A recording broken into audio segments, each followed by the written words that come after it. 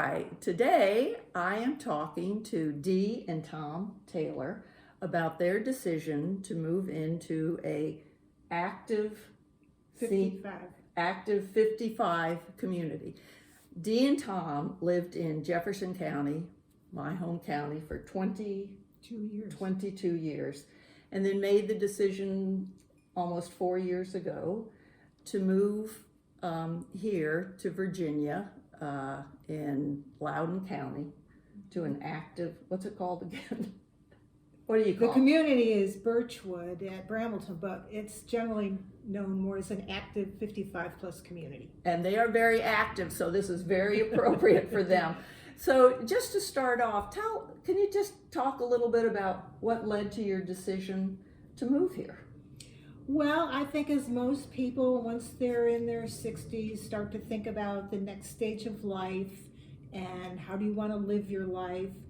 As you know, we had a large house and 2.5 acres, and we knew at some point in our life, as we got older, we would probably have to find help to maintain that. And Which is not easy to find. And reliable nowadays. help is very difficult to find. And we did not want to spend our time and energy thinking about that or pursuing that. And we looked at other aspects that we wanted. We wanted to be active. We wanted more services.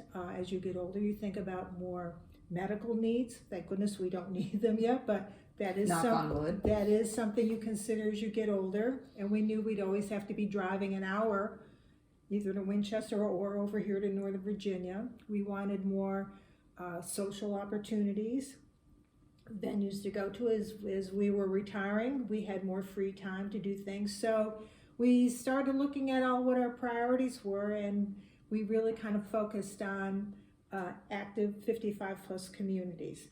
Not senior living, but really active lifestyles. So we spent... How would you distinguish between senior living and an active community? I think more senior living facilities are more apartment, condo kind of facilities. They may have activities going on there, but they're generally more restricted, and they're generally geared for people older than us. We're not different chickens ourselves. But I would say more towards the 80-year-olds. And how old Tom are you is. now? No, are you? But you're and the implication is that in those type living arrangements, you're requiring more help of one kind or another. Eventually, and probably sooner. Yeah. So this is independent living, but we're living in a group of people like us who have lived their lives, raised their kids, now they have grandchildren. They're retired mostly from active professional work, and they have time, so they sort of reinvent themselves. Well, when you started thinking about moving into an active community like this, and it sounds like you gave it a lot of thought, what was your grocery list of possible choices when you started looking into this? Now, in West Virginia, in our part of the state, there's nothing. No. There's nothing. So you had this whole metropolitan area really to look into.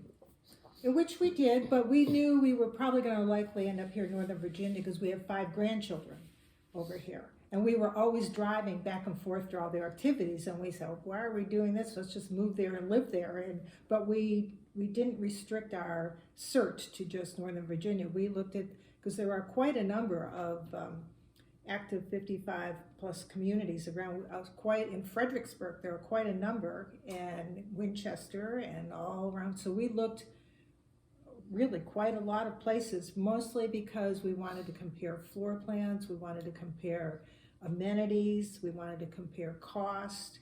How long did this process take from the time you thought, from the time you compiled your list or looked at what was available to the time you actually made a choice? How long did that take? Would you say, close to 2 years? Not diligently, but really looking around at a lot of places, trying to get in our mind what we wanted in terms of housing, because there's a whole variety of things. Like in this community alone, there are what we have here is a courtyard house, but there are villas, there are townhouses, there are single-family homes, there are condos. So, Whew, that's a lot of choice. well, yes, but it Mhm. meets different people's needs for what they want, and it's important to take the time to look and compare so that you're comfortable with what your next stage is. Well, I think one of the things that resonated with me when you said was to get closer to the grandchildren. I would Wrong. say probably 90% of the people here who have come from other places have come here because they want to be near their grandkids. Now, what is it that you like best? Now, you've lived here for 3.5 years, so they've had a chance to sort of scope things out. What do you like best? Tom, we'll start with you. I like, I say this is like summer camp. You For go old to summer people. camp, everybody there is there for the same reason, and they have a common background, so to speak. So that's what's happened here. We have a community of mostly retired people. Not everyone here is retired, but they've all had interesting life stories. They've lived around the world. They've worked for the government. They've been in the military. They've had professional careers of corporations, one yeah. sort or another. And so we all have stories to tell, which we spend time telling. And, Well, you're retired. You've Yeah. got plenty of time. and so it's kind of like a big fraternity sorority, I guess, you know. It's You know, you're addressing an issue that I think is important. Is you left West Virginia after 22 years at your home. Obviously, left connections, and both Tom and Dee were very active in the community when they lived in Jefferson County, which is one of the reasons I was so sad when you left. But